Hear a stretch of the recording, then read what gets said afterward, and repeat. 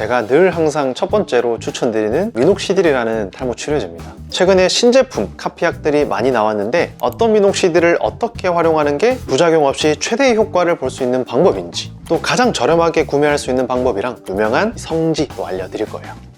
머리가 가늘어지고 빠지는 게 고민일 때 제가 늘 항상 첫 번째로 추천드리는 치료제가 있는데요, 바로 미녹시딜이라는 탈모 치료제입니다. 저도 이제 12년, 13년째 꾸준히 사용하고 있는데, 어쨌든 이 미녹시딜은 혈관을 확장시켜주는 성분이에요. 탈모가 있는 부위에 발라주면 주변 혈관을 넓게 만들어주면서 모낭으로 가는 혈류가 증가하게 되고요, 모낭이 영양소, 산소, 에너지를 듬뿍 공급받게 되면서 모발이 굵고 건강해지게 되는 거예요. 덜 빠지고 빨리 자라게 되니까 전체적으로 점점 더 풍성해지게 된다. 이게 또 좋은 이유가 뭐냐면요, 남성형 탈모, 여성형 탈모 같은 안드로겐성 탈모 외에도 휴지기 탈모, 원형 탈모 등등 어떤 탈모에도 효과가 좋다는 거예요. 효과는 좋은데 부작용도 거의 없고요, 남녀노소 사용할 수 있기 때문에 탈모가 고민된다면 가장 우선적으로 사용해야 하는 치료제 중에 하나다. 반드시 기억하세요. 그래서 이번 영상에서는 수많은 미녹시딜 중에서도 제가 제일 추천하는 미녹시딜을 알려드릴 거고요, 최근에 신제품 카피약들이 많이 나왔는데 어떤 미녹시딜을 어떻게 활용하는 게 부작용 없이 최대의 효과를 볼 수 있는 방법인지, 또 가장 저렴하게 구매할 수 있는 방법이랑 서울 기준으로 교통 접근성 좋은 유명한 성지도 알려드릴 거예요. 제가 지금 이 영상을 찍는 중에도 거의 아는 사람이 없는 곳이에요. 제가 알고 있는 노하우들을 전부 알려드릴 거니까 뒷부분까지 보시면 많은 도움 되실 거예요. 자, 미녹시딜의 효과는요, 현존하는 탈모약들 중에서 가장 좋은 편에 속합니다. 의사 처방 없이 약국에서 그냥 구매할 수 있어서 접근성도 괜찮은데, 그렇다고 너무 미녹시딜에 의존하기보다는 병원에서 자세한 진단을 받은 이후에 가이드에 따라서 치료를 진행하는 게 가장 좋다는 거 꼭 머리에 담아 두시고 오늘 말씀드리는 거 정보 챙겨가시면 더 빠르게 풍성해질 수 있을 거예요. 일단 미녹시딜은 크게 바르는 미녹시딜, 먹는 미녹시딜 두 가지 유형으로 나뉘는데, 바르는 미녹시딜도 효과가 굉장히 좋아요. 이분은 제 유튜브 초창기 구독자 분이신데 탈모약이랑 바르는 미녹시딜만 열심히 하셨던 분이에요. 7개월 만에 이렇게 되셨다. 이 두 가지만 했는데, 물론 이분은 탈모약도 같이 병행했고 또 경과도 아주 좋은 케이스지만 미녹시딜의 효과는 생각보다 좋다는 거, 이 자체에서도 어느 정도는 확인할 수 있어요. 바르는 미녹시딜의 첫 번째 주제는 바르는 미녹시딜의 정확한 사용 방법입니다. 먹는 약이야 물이랑 먹고 삼키면 효과를 볼 수 있지만, 바르는 치료제는 정말 정확하게 잘 발라야 충분한 효과를 볼 수 있거든요. 그래서 이 첫 번째 주제가 굉장히 중요하다. 자, 미녹시딜 사용 설명서를 보면 남자는 5%, 여자는 3% 미녹시딜을 사용하는 것으로 알려져 있지만, 남자든 여자든 5%를 바르는 게 가장 효과가 좋습니다. 3%를 아침 저녁 하루 2번 바르는 게 5% 하루 1번 바르는 거랑 임상적인 데이터가 똑같거든요. 효과 데이터가 똑같다는 거예요. 그래서 탈모가 심하거나 확실한 효과를 원한다면 남자든 여자든 5% 미녹시딜을 아침 저녁 하루 2번 열심히 바르도록 하자. 대략 12시간 간격으로 바르는 게 가장 좋지만 꼭 12시간 강박 가질 필요는 없어요. 기억하시고요. 또 하나 아주 중요한 포인트는 바로 사용량입니다. 바르는 양이 진짜 중요한데, 환자분들을 보면 사용량을 착각해서 잘못 사용하고 있는 분들이 너무 많아요. 너무 적게 바르셔서 효과가 없거나 아니면 너무 많이 바르다 보니까 쉐딩 현상이 심하게 진행되면서 미녹시딜 자체에 거부감을 갖고 이 좋은 치료제를 멀리하는 분들도 많아요. 그래서 미녹시딜은 고민 부위에 맞게 얇게 펴 바르고 끝내야 됩니다. 거품형 미녹시딜을 사용하는 저는 이렇게 통을 가볍게 흔들어 준 다음에 뚜껑에 폼을 짜고 필요한 양만큼 펴 발라주고요, 부족하면 더 짜서 바르고, 다 바르고 나면 뚜껑을 씻고 이렇게 걸어둡니다. 액상형 기준으로는 1ml, 거품형 기준으로는 뚜껑의 절반만큼만 바르라는 말이 있는데, 이거는 잘못된 정보고요. 그만큼 바르라는 말이 아니라 한번 바를 때 사용하는 총 합의 양이 1ml, 여자는 0.5ml를 넘지 않는 것을 권장한다는 의미예요. 이 권장량을 넘으면 체내 흡수도가 높아지면서 수염이 굵어진다거나 눈이 뻐근해진다거나 원하지 않는 전신 부작용이 생길 가능성이 높아지거든요. 그래서 아침 저녁 각각 1ml를 넘으면 안 되고요. 그래서 하루에 2ml를 넘지 않도록 하자. 일종의 상한선이라고 이해하시면 됩니다. 포인트는 액상형이든 거품형이든 고민 부위에 맞게 얇게 펴 바르고 끝내야 한다. 내 고민 부위가 다 커버가 됐다면 그걸로 끝내는 거예요. 흥건하게 많이 바른다고 더 효과가 좋아지는 거 아니니까 이 상한선을 웬만하면 넘지 않도록 하자. 기억하시고요. 또 그렇다고 면봉이나 붓으로 너무 적은 양을 바르면 두피에 전달되는 양이 너무 적기 때문에 효과를 못 볼 가능성이 큽니다. 실제로 진료를 받던 분들 중에 면봉으로 바르고 계시는 분들이 간혹 계셨는데요. 사용 방법을 교정해 드리니까 몇 개월 후에 좋아져서 오신 분들도 많아요. 그래서 면봉이나 붓으로 바르는 거 삼가는 게 좋습니다. 어쨌든 바르는 5% 사용은 이렇게 하시는 게 좋고요.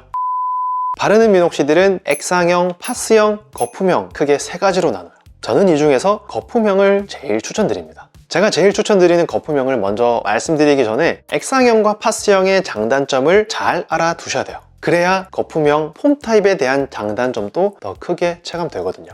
일단 첫 번째 액상형은요, 미녹시딜의 가장 초창기에 나온 타입인데 바르기가 굉장히 편하다는 장점이 있어요. 그리고 나온 지 오래되다 보니 카피약도 많이 풀려서 가격도 가장 저렴하다는 것도 장점입니다. 보통은 이렇게 스포이드 타입으로 되어서 양 조절이 조금 어렵긴 하지만 폼 타입을 바르기 번거롭거나 힘든 분들, 고정 비용이 중요한 분들한테 좋은 옵션이 될 수 있다. 다만 이런 액상형은 치명적인 단점도 하나 있는데, 액상 고유의 끈적임이 있는 제품이 많아서 바르고 나면 오히려 머리 볼륨이 죽는 경우도 많고요. 액상형 특성상 알러지 유발 물질도 많이 함유되어 있기 때문에 비듬이나 가려움, 뾰루지 등 두피염, 피부염이 생기는 분들도 종종 있어요. 저도 그 중에 한 명이었고요. 저는 되게 심했어요. 참고로 요즘은 액상형도 많이 개선돼서 알러지 성분, 프로필렌 글리콜 성분이 없는 제품도 많고 제형도 좀 더 많이 산뜻해져서 떡짐도 조금 덜한 제품들도 좀 있더라고요. 제가 써본 것 중에는 더유제약 제품이 그 중에 하나였긴 했는데, 자, 파스형 미녹시딜은요, 시중에 남아있는 제품이 많이 없어요.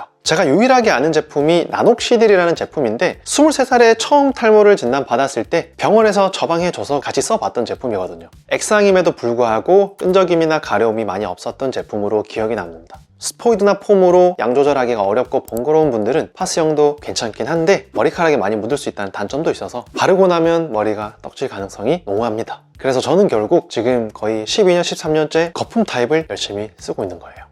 폼 타입은 지금까지 커클랜드 폼이랑 로게인 폼 이렇게 크게 두 가지 제품이 유일하게 양대 산맥을 이루고 있었는데, 최근에는 특허가 풀리면서 국내에도 폼 타입 카피약이 무수히 많이 생산되고 있어요. 그래서 가격도 많이 내려갔습니다. 어쨌든 제가 폼 타입을 사용하는 가장 큰 이유는 알러지 유발 물질이 거의 없어서 두피 자극이 덜 하다는 거고요. 사용감이 되게 산뜻합니다. 머리카락 떡지는 것도 없어요. 제가 사용하는 제품은 존슨앤존슨사의 로게인 폼인데, 저는 미녹시딜을 처음 접했을 때 액상형은 아예 두피가 뒤집어졌었고요. 진물도 나고 그랬어요. 그래서 폼 타입으로 바꿔봤는데 처음 사용했던 게 커클랜드 폼인데, 이것도 저는 두피염 너무 심해지고 진물도 나고, 나는 미녹시딜을 결국 못 쓰는 건가 절망을 하던 중에 최후의 보루로 써보자 해서 써봤던 게 다행히 아무 자국도 없고 괜찮더라고요. 그게 로게인 폼이고요. 그래서 지금까지 쭉 12년째 써오고 있고, 지금이야 중외제약에서 판권을 사와서 국내에서 팔고 있지만 예전에는 이걸 하나하나 해외 직구로 구매했었어요. 그리고 이렇게 해외 직구로 어렵게 사오던 제품이 지금은 국내 카피약까지 정말 많아져서 가격도 많이 다운되고, 집 앞에 약국 어딜 가나 폼 타입 미녹시딜 하나쯤은 다 있어서 접근성도 많이 좋아졌어요. 탈모인들의 복지가 많이 높아지고 있습니다. 공부를 해보신 분들은 아시겠지만 먹는 약이든 바르는 약이든 오리지널이랑 카피약은 효과가 거의 동일해요. 부작용도 그냥 동일하다 보시면 되는데, 그래서 액상형 미녹시딜도 거품형 미녹시딜도 오리지널과 카피약은 동등하다 보시면 되세요. 그러면 당연히 가격이 더 저렴한 걸 사용하는 게 낫겠죠. 물론 주 성분은 미녹시딜로 똑같지만 다른 구성분들이 조금씩은 다르기 때문에 사용감이나 두피 자극이 조금씩은 다를 수 있다는 점 유의하셔야 되고요. 제가 충분히 사용해본 사용감은 오리지널이든 카피약이든 거의 다 동일했습니다. 그러니까 로게인 폼이든 국내에 출시되어 있는 카피약이 거의 동일했고 가려움도 없었어요. 그래서 폼 타입 미녹시딜도요, 저는 카피약을 추천드리고요. 이 카피약들의 가격은 저희 병원 주변 창고형 저가 약국이 있는데, 그 약국 기준 가격을 보면 로게인 폼은 한 통에 한 25,000원 정도 하고요. 대표적인 카피약 제품들은 이렇게 형성되어 있습니다. 가격 차이가 사람에 따라서는 무시할 만한 가격 차이는 아니죠. 평생 써야 되는 약일 수 있으니까. 그래서 무조건 약국에서 가장 저렴한 거 달라고 해서 쓰시면 되신다. 예전에는 해외 직구가 가격적인 메리트가 있었지만 요즘은 이제 미녹시딜이 해외 직구가 막히기도 했고요. 원래 그 다음에 이제 가던 게 종로 약국거리에 많이 갔었는데, 요즘은 경기도권, 서울권에 창고형 착한 가격 약국이 많이 생겨서 이런 약국에 방문해서 접근성 좋은 곳을 방문하셔서 대량 구매하는 게 가장 저렴하게 사는 방법입니다. 이것도 좋은 팁이 될 거예요. 이렇게 안전하고 효과 좋은 바르는 미녹시딜도 큰 단점이 3가지가 있어요. 첫 번째는 바로 쉐딩 현상입니다. 쉐딩 현상이라는 거는 빠질 준비를 하고 있던 퇴행기의 모발들이 미녹시딜의 효과로 한꺼번에 빠지게 되는 현상을 말하는데요. 건강한 모발들이 밑에서 밀고 올라오는 과정에서 힘없이 매달려 있던 애들이 빠지는 거니까 너무 걱정하지 않으셔도 됩니다. 이건 단점이라기보다는 미녹시딜의 효과를 보기 위해서 꼭 겪어야 하는 통과 의례예요. 사람마다 그 정도는 다르지만 쉐딩은 흔히 생기기 마련입니다. 초기에 잠깐 1, 2주, 길어야 한 3주 생기고 끝나니까 너무 걱정하지 않으셔도 되고요. 그래도 이런 쉐딩 현상을 최소화하기 위해서는 처음부터 너무 많이 바르기보다는 소량씩 바르기 시작해서 조금씩 양을 늘려가는 게 좋아요. 내가 적응할 만큼 쉐딩이 천천히 진행되도록 발라야 스트레스도 덜하고 미녹시딜이랑 더 친해지기가 쉽거든요. 쉐딩이 처음부터 너무 심하게 오면 이 좋은 치료제를 심리적으로 멀리하게 되니까 처음부터 너무 과하게 바르지 마실 것 강조드립니다. 두 번째 단점은요, 접촉성 피부염이 생길 수 있다는 거예요.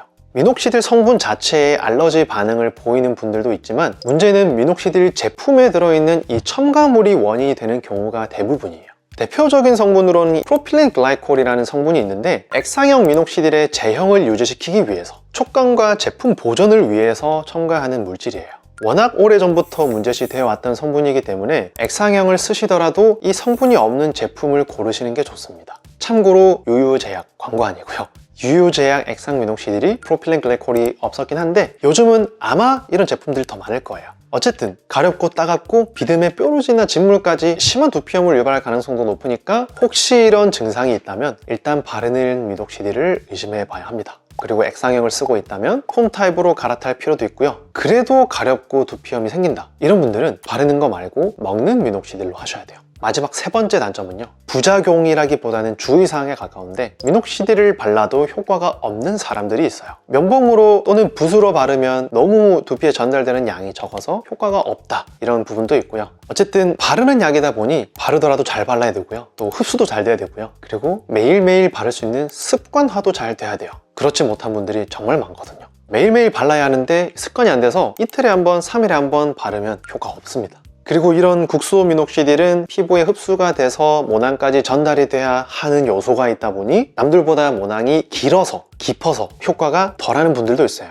모낭이 깊은 만큼 모낭까지 전달되는 정도가 떨어지니까 흡수도를 최대한 높이기 위해서 우리가 할 수 있는 건 MTS, 더마롤러, 마이크로 니들링 기법을 사용하는 방법도 있는데, 마이크로 니들링을 통해서 우리가 미세하게 구멍을 내고요, 두피에 미세하게 구멍이 나면 미녹시딜이 더 피부 장벽을 뚫는데 더 용이하고 미녹시딜이 곧이곧대로 두피에 흡수되기가 조금 더 쉽거든요. 그래서 나는 미녹시딜의 효과를 최대한 한번 보고 싶다 하시는 분들은 마이크로 니들링, 더마롤러를 활용하는 것도 추천드립니다. 참고로 더마롤러 이 마이크로 니들링은 두피염이 있는 분들한테는 저는 권장을 드리지 않으니, 내가 두피가 조금이라도 예민하거나 좀 가렵거나 민감하다 하는 분들은 지양하시는 거 강조드리고 싶어요. 그래서 제가 최근에 이 MTS와 미녹시딜 병용 기법에 대한 영상을 하나 만들어 놨으니까 궁금하신 분들은 이 영상 한번 꼭 보시고요. 바르는 미녹시딜은 드물게는 안압이 올라가는 부작용 있을 수도 있고요, 피부가 푸석해지는 등 피부 노화를 호소하는 분들도 있습니다. 그래서 안압이 올라가서 눈이 뻑뻑하고 침침한 분들은 줄이거나 중단하는 게 맞고, 피부 노화는 솔직히 아직 정확하게 사람한테 밝혀진 바 없기 때문에 개인적인 느낌에 따라서 결정하는 게 맞지 않나 생각합니다. 그래서 내가 이 요소에 하나라도 해당이 된다 하는 분들은 고민 없이 먹는 미녹시딜, 경구용 미녹시딜을 선택하는 게 바람직한 방법이에요. 제가 생각하기에 제 경험상 먹는 미녹시딜이 가장 효과 좋은 탈모 치료제 중에 하나입니다. 저명한 피부과 메타 분석 논문을 보면요, 바르는 미녹시딜 5%와 먹는 미녹시딜 하루 한 알 5mg을 복용하는 게 거의 비슷한 효과를 낸다고는 되어 있지만, 실제로 필드에서 느끼는 효과는요, 먹는 미녹시딜이 훨씬 큽니다. 번거롭게 아침 저녁으로 하루 2번 바를 필요도 없이 간단하게 물이랑 같이 그냥 삼키기만 하면 되거든요. 적응도 쉽고 습관화도 쉽고 빠르게 효과를 볼 수 있죠. 가격적인 면에서도 바르는 미녹시딜보다 좀 더 낫기 때문에 환자분들 만족도도 높아요. 참고로 바르는 미녹시딜은 처방이 필요 없고 먹는 미녹시딜은 처방이 필요한데, 의사마다 처방에 보수적인 분들도 있으니까 병원에 미리 전화해서 처방해 주시는지 한번 물어보고 가는 게 시간을 아끼실 수 있어요. 물론 가장 안전하고 좋은 방법은 바르는 미녹시딜이지만 방금 말씀드린 이런 경우에 한해서는 먹는 미녹시딜을 적극 활용해 보는 게 좋다. 이렇게 권장드리는 먹는 미녹시딜도요, 전신 부작용이 생길 수 있다는 게 가장 큰 단점이에요. 바르는 거는 두피에만 작용하고 끝나는데 먹는 건 그 어떤 게 됐든 전신으로 작용하거든요. 그래서 제일 흔한 부작용이 바로 두통이에요. 처음 1, 2주 정도 복용하다 보면 찌끈찌끈한 두통이 있다 없다 하기도 합니다. 그래서 불편할 때는 타이레놀을 활용하시고요. 그래도 해결이 안 되면 용량을 낮추거나 중단하셔야 돼요. 금방 호전되긴 합니다. 또 이렇게 2, 3개월 먹다 보면 얼굴이나 팔, 다리에 털이 굵어지는 다모증이 흔히 생길 수 있고요. 비슷한 시기에 얼굴이나 팔이, 다리가 붓거나 숨이 차거나 부종 증상이 생길 수도 있어요. 이것도 마찬가지로 증상이 있으면 용량 줄여야 되고요. 그래도 지속되면 중단해야 돼요. 부종은 중단하고 일주일이면 거의 완전히 정상으로 돌아오고 다모증은 몇 개월 정도 걸릴 수 있다. 저도 하루에 반알 2.5mg씩 5개월 정도 매일매일 꽉 채워서 복용했던 적이 있는데 실제로 몸으로 경험했던 것들이에요. 그래서 먹는 미녹시딜도 이런 불편함이 생길 수 있고 인지를 하고 계셔야 되고, 부작용이 생긴다면 이렇게 대처하셔야 된다. 그래도 피부 부작용이 없다는 게, 잘 바르는 것에 대한 변수 없이 효과를 볼 수 있다는 게 먹는 미녹시딜의 큰 장점이니 득과 실을 조금 따져봐야겠죠. 먹는 미녹시딜은 보통 남자는 반알 2.5mg으로 시작하는 게 일반적이고요. 여자는 4분의 1조각 1.25mg으로 시작하는 게 보통이에요. 심한 분들은 최고 용량으로 시작해 보기도 하지만 안전을 위해서는 기준 용량 또는 가장 낮은 용량부터 올라가는 게 가장 좋아요. 그리고 미녹시딜은 기본적으로 대략 12시간 간격으로 하루 2번 하는 게 가장 효과가 좋기 때문에 보통은 오전에는 먹고 저녁에는 바르는 걸 추천드려요. 왜냐면 저녁이 우리가 시간이 조금 더 많은 편이니까. 바르는 게 정 힘들거나 하루 한 번 먹는 걸로 효과가 부족한 분들은 아침에도 먹고 저녁에도 먹는 걸 권장드리고 있어요. 참고로 하루 한 번 반알 먹던 사람이 하루 2번 먹는다고 해서 부작용이 크게 늘진 않거든요. 부작용은 한 번 먹을 때 용량이 중요한 요소입니다. 예를 들어서 하루 한 번 반알 먹던 사람이 하루 한 번 한 알 먹게 되는 걸로 용량을 올리면 부작용이 눈에 띄게 커지는 거예요. 그래서 같은 용량으로 빈도를 늘리는 건 크게 부작용이 올라가지 않아요. 바르는 미녹시딜, 먹는 미녹시딜 둘 다 효과가 없는 사람들이 있어요. 어떤 특징이 있냐면요, 미녹시딜은 바르든 먹든 우리 몸에 흡수가 되면 체내에서 이게 활성형으로 바뀌어야 돼요. 활성형으로 바꿔주는 효소가 사람마다 정도가 다른데 이 효소가 부족한 사람들은 효과가 없어요. 그래서 미녹시딜 바르는 거 먹는 거 다 해봤는데 효과가 없다, 그러면 이런 분들은 그냥 효과가 없는 거예요. 그래서 다른 치료법에 조금 더 의존을 해봐야 되고요. 그래서 저는 항상 탈모 치료를 할 때는 빨리 개선을 시켜야 되는 목적이 있는 분들은 여러 가지 치료들을 동시에 해보는 걸 권장해드리고, 일단 좋아지고 나서 하나씩 소거해 보는 거예요. 그 제거한 치료에 대해서 내가 얼마나 효과를 많이 보고 있었는지 또 알게 될 수도 있거든요. 그래서 탈모 초기라면 하나씩 해보는 것도 괜찮지만 중기 이상으로 심해져서 병원을 오신 분들은 여러 가지 치료를 통해서 빨리 개선시키고 소거해 나가는 방법으로 짜는 게 가장 좋아요.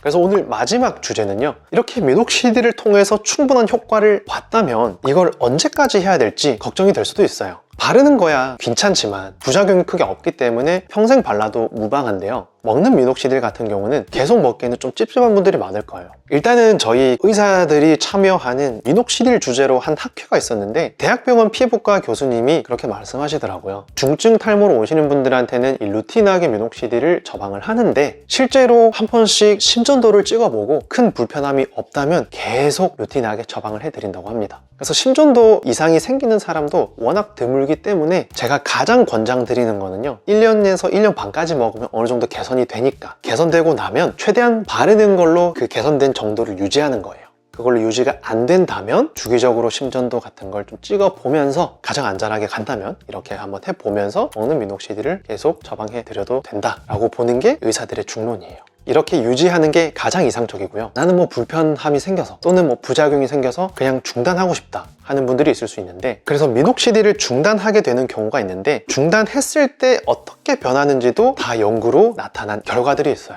미국 피부과 학회지에 실린 논문인데 결과만 놓고 보면 미녹시딜을 중단한 시점부터 6개월이 될 때까지 미녹시딜로 효과 본 거는 다 빠지거나 가늘어지고 없어진다는 겁니다. 그러니까 내가 효과를 본 것만 사라진다는 거예요. 내가 이 치료를 시작하기 전보다 악화되진 않지만 제로 베이스로 돌아간다는 결과를 내놓고 있는 게 미녹시딜 중단 연구 결과였습니다. 그래서 이 사진도 보면 결국은 미녹시디를 시작하기 전만큼 돌아가고 있고요. 그래프를 보더라도 사람마다 갑자기 많이 빠지는 그 시기는 다르지만 보통은 중단하고 나서 한 달 이후부터 조금씩 빠지기 시작해서 한 3-4달, 최대 6개월이 됐을 때는 다시 처음으로 돌아가는 걸 볼 수가 있죠. 물론 미녹시딜 효과를 전혀 못 봤던 사람들은 미녹시딜 중단한다고 해서 더 악화되는 건 없고 그냥 똑같고요.